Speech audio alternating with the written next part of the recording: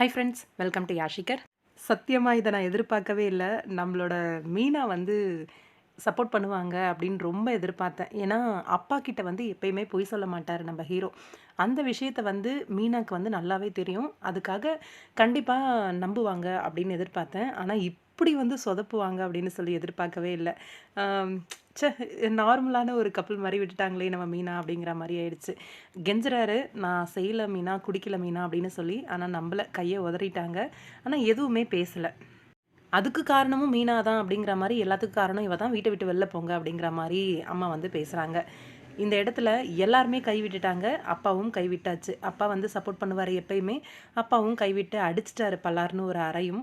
ரொம்ப எமோஷனலா இருக்கு. இந்த பக்கம் கார் வாங்கலான்னு வந்தா, அவர் வந்து ப்ரூஃப் பண்ணவும் இல்ல. நான் வந்து குடிக்கல அப்படிங்கிறத. கார மட்டுமாவது வாங்கிரணும் அப்படின்ட்டு தான் வராரு. ஆனா, கார வந்து போலீஸ்காரங்க குடுக்க மாட்டேன்றாங்க. டீ வாங்கிட்டு வா, பன்னு வாங்கிட்டு வான்ட்டு அவர வந்து வேல வாங்கிட்டு இருக்காங்க. பாவமா இருக்கு ஒரு பக்கம்.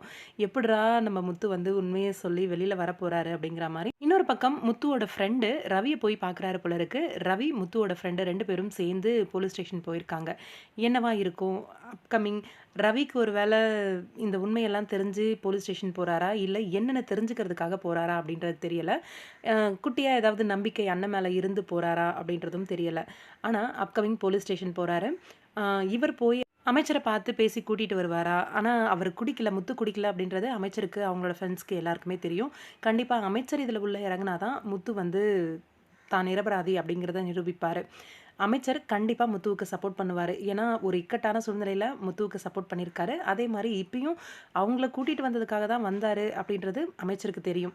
கண்டிப்பா முத்துவுக்கு சப்போர்ட் பண்ணி முத்துவ வெளியில எடுப்பாரு. இந்த பழியிலருந்து வெளியில வருவாரு கண்டிப்பா. அமைச்சர் எப்படி வரப்போறாரு அப்படிங்கிற ஒரு விஷயம் இருக்கு. முத்துவே போய் பார்ப்பாரா? இல்ல ரவி அவங்க ஃப்ரெண்ட் போய் பார்ப்பாங்களா?